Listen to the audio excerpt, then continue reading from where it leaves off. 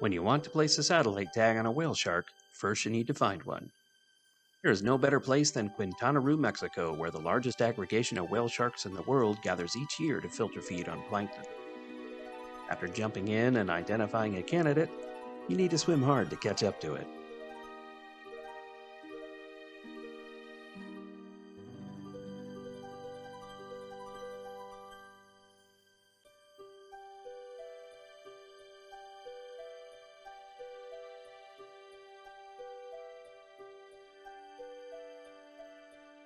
As we get a closer look at the whale shark and it gets a closer look at us, we always get an image of its spot pattern above its left pectoral fin, which will be used to identify it in the whale shark database at sharkbook.ai.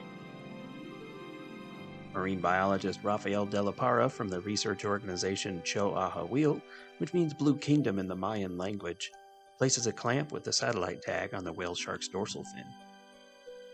The device also has a float tied to it, so if the clamp comes off before it is secured with bolts, our $2,000 tag floats to the surface instead of sinking to the ocean floor.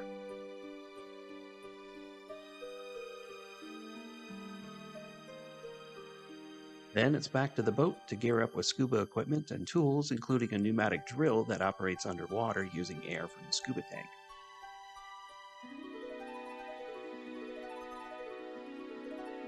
We get the boat as close to the whale shark as possible, then it's time to dive back in.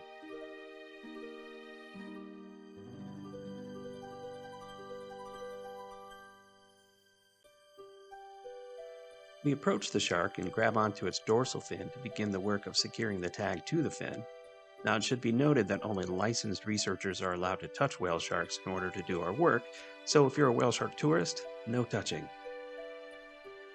Rafael drills the first bolt through the tag and into the whale shark's dorsal fin, which is composed of thick cartilage.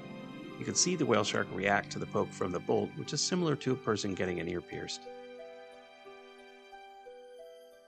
Once the first bolt is in, we swim back to the boat, load another bolt, swim back to the shark, and drill in the next one. We repeat this until 4 bolts have secured the satellite tag. You can see why it is important for us to wear scuba gear during this portion of the work, as the shark may dive deeper while we're working on it.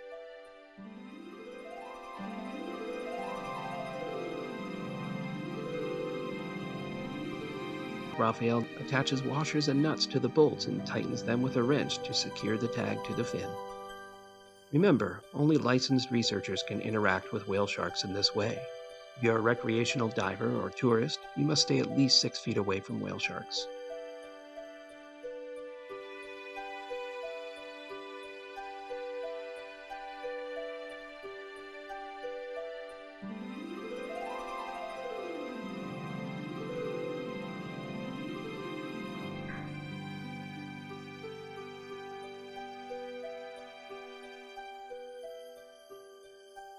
After all 4 bolts are secure, it's time to remove the float.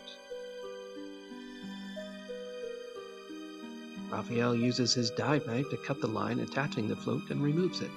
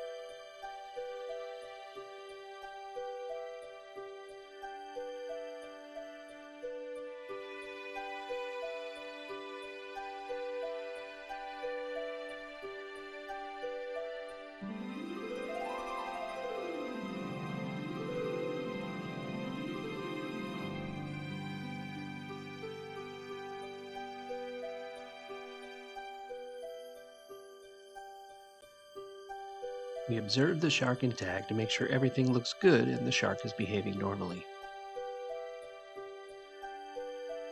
With the satellite tracking tag securely attached, each time the whale shark comes to the surface to filter feed on plankton, it transmits a location signal to the satellite.